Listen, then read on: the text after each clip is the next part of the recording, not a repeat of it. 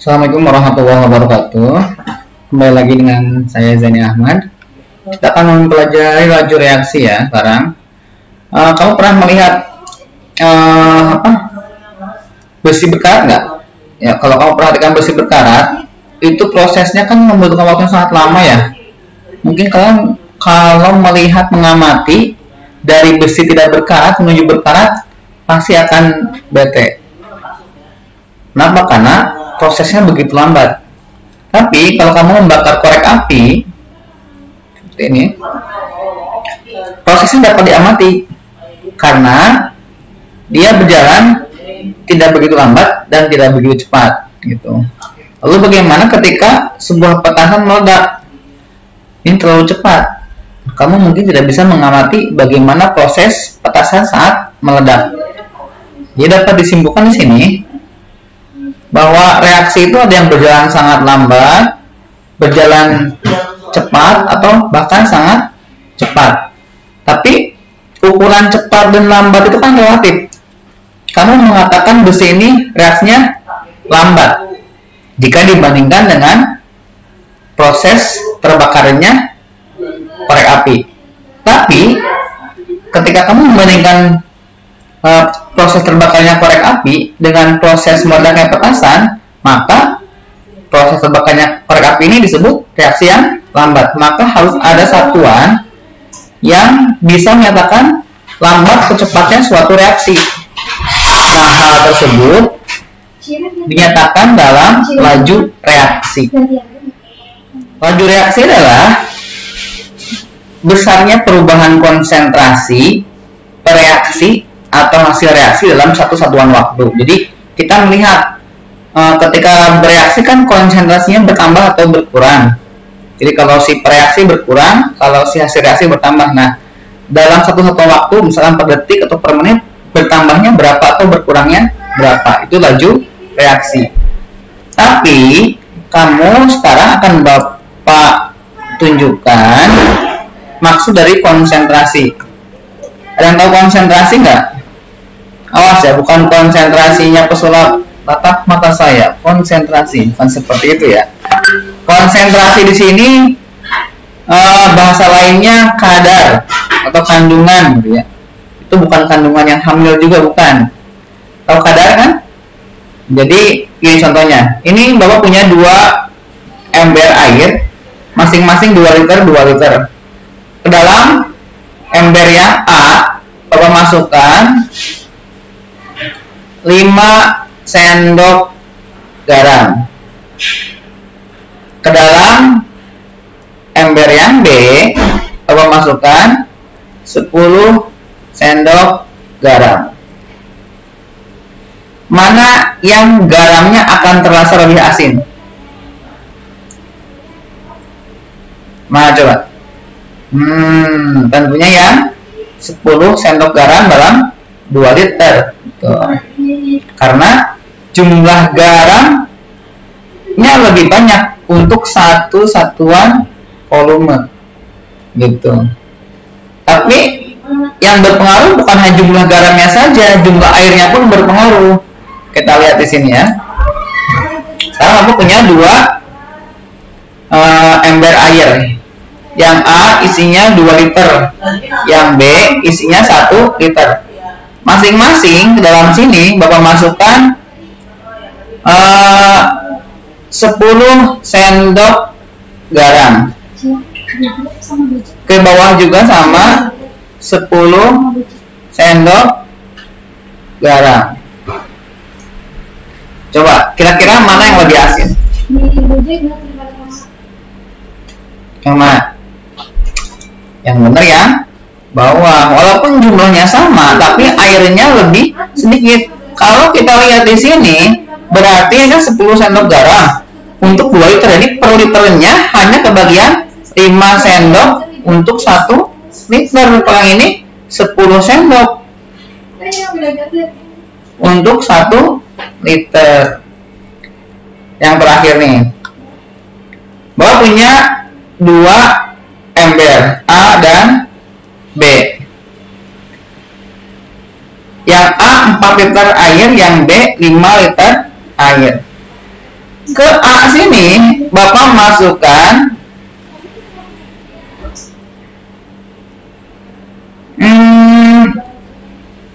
3 sendok garam.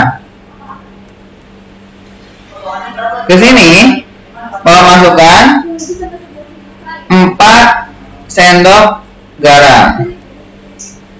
Mana yang konsentrasinya lebih tinggi? A atau B? Gitu.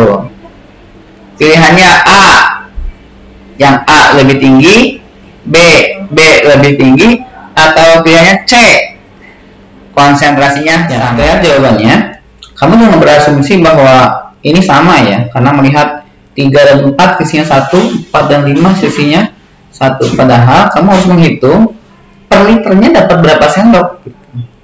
Per liter ini kan 3 sendok untuk 4 liter. Berarti untuk per liter airnya tinggal hitung 3 sendok dibagi 4 liter, atau 3 per 4 berapa? 0,75 sendok per liter. Sedangkan yang ini, yang bawah, 4 sendok untuk 5 liter. Artinya ini 4 bagi 5, 0,8 sendok per liter. Jadi, mana yang lebih tinggi konsentrasinya? Tentu saja 0,8 sendok per liter. Gitu. Tapi, dalam perhitungan kimia, nggak mungkin kita pakai sendok ya. Karena kalau kita ngukur pakai sendok, sendokannya saya dengan sendokannya kamu mungkin hasilnya berbeda. Jadi biasanya konsentrasi untuk perhitungan saintifik biasanya digunakan bisa gram per liter atau kilogram per liter. Tapi untuk kimia lebih spesifik lagi, karena jarang perhitungan kimia menggunakan gram atau kilogram. Kita menggunakan mol. Jadi konsentrasinya berapa mol dalam 1 liter gitu. Mol itu apa? Nah, kamu udah belajar kelas 1, di mana mol itu sama dengan massa dari zat dibagi massa molarnya atau mR-nya, atau kalau berupa atom N itu massa dibagi massa atomnya. Oke. Ingat lagi ya, waktu kelas 1 ini udah dapat kalian. Nah, sekarang kita akan membahas salah satu jenis konsentrasi yang sering digunakan di kimia, yaitu molaritas. Ini yang paling umum digunakan. Yang paling umum digunakan dalam perhitungan kimia, di mana satuannya di molar atau M. Di M molar ya. Di mana molar itu sama atau salah dengan mol per liter. Molnya itu mol zat terlarut, liternya liter larutan. Jadi bukan liter zat, bukan liter pelarutnya, tapi larutannya. Artinya gini, kalau kamu memasukkan 1 mol zat ke dalam 1 liter air, itu belum tentu larutannya jadi 1 liter. Tapi 1 mol zat dimasukkan ke dalam gelas, tambahkan air sampai hasilnya jadi 1 liter. Larutannya 1 liter. Nah, ini betul.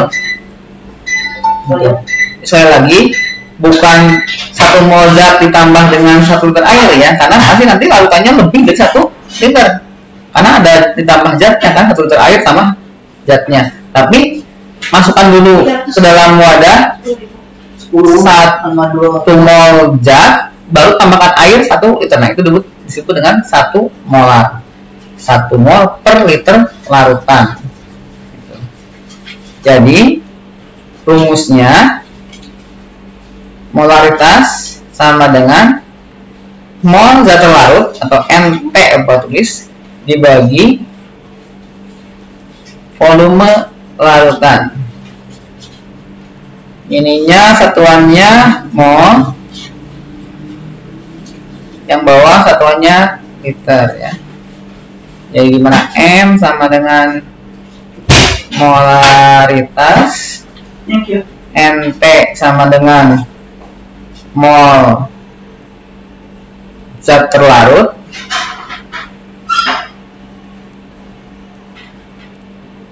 sedangkan V L sama dengan volume larutan.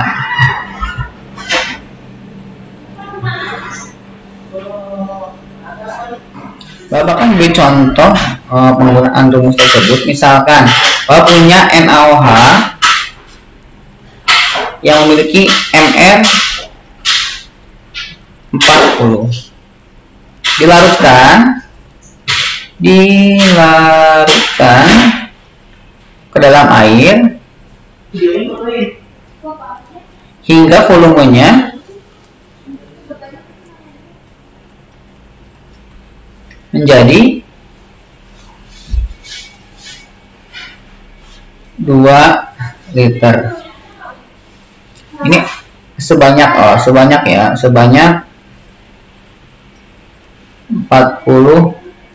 gram. Dilarutkan dalam air hingga volume menjadi 2 liter. Nah, pertanyaannya berapa molaritasnya? Jadi kita harus analisis apa data yang dapat didapat dari sini. Mr 40, mampus Mr 40 gram itu berarti massa zat terlarutnya 40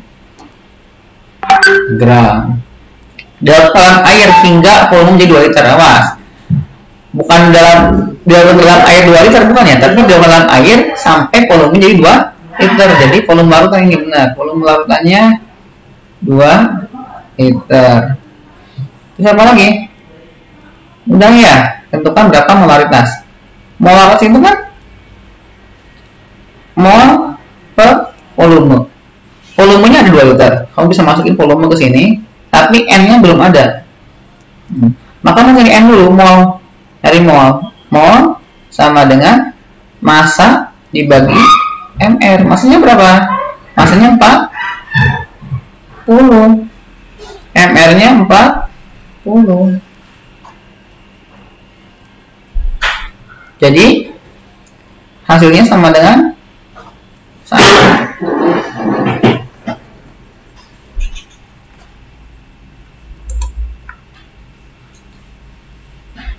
Sama dengan 1 mol. Oh, ada mahi. 1 mol. Baru masuk ke sini. N-nya ada kan? Nah, ini N-nya 1 mol, masukin ke sini. Berarti M sama dengan 1 dibagi volumenya 2.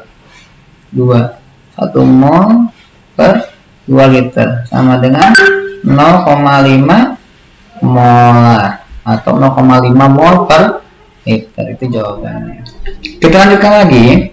Berapa molaritas 250 gram 250 ml lautan cuka? Artinya kamu punya cuka dengan volume lautan cuka ya, berarti volume larutan ya. Ini beda ya, lautan cuka dengan cuka.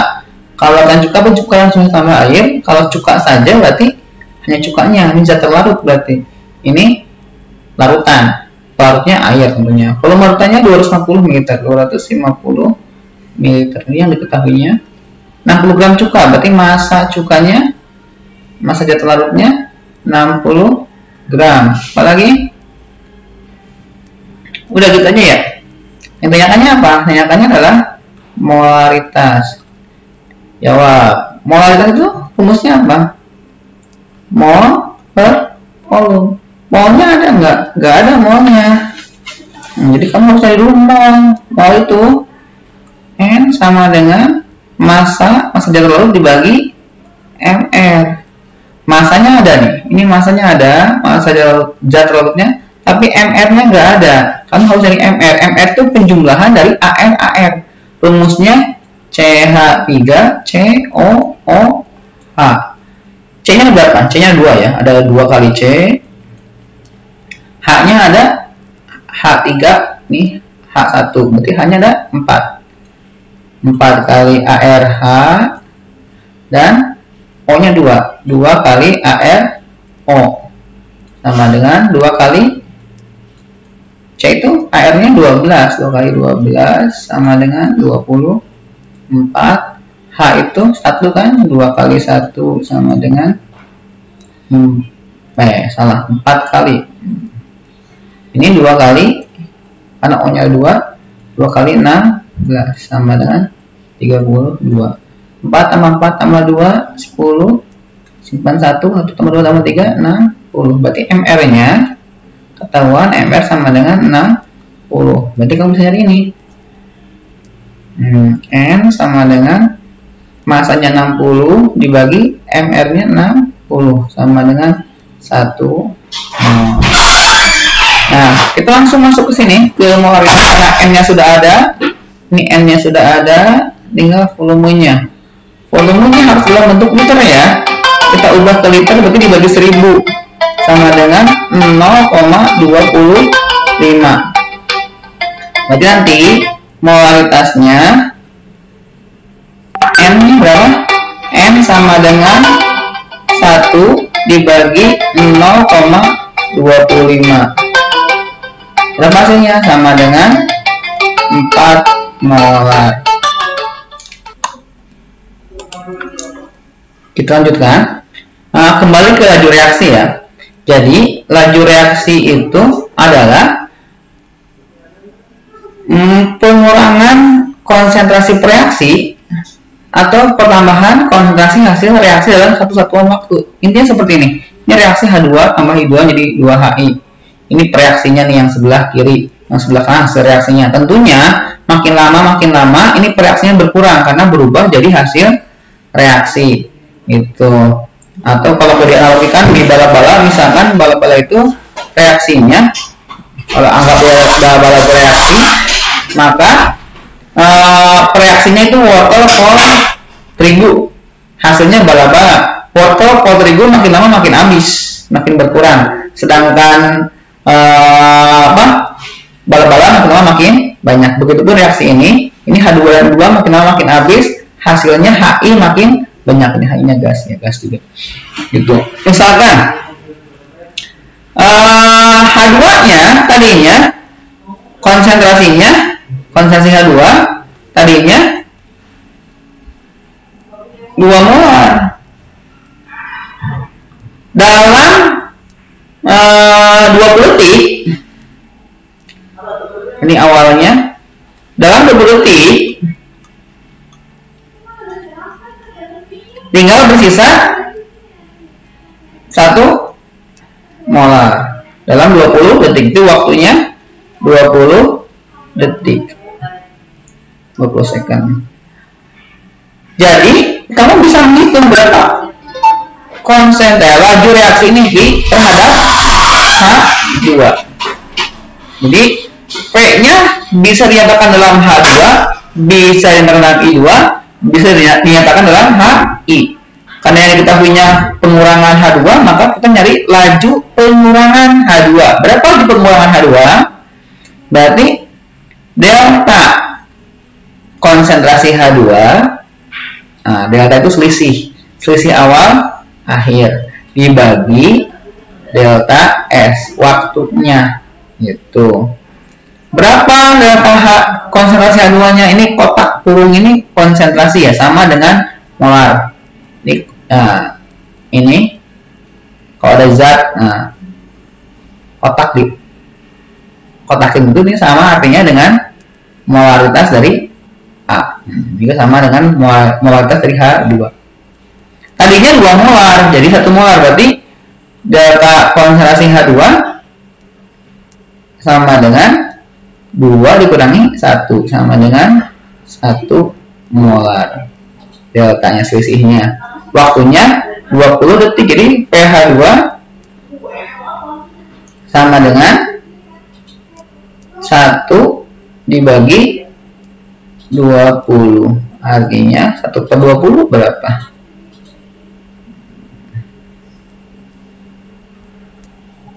0,0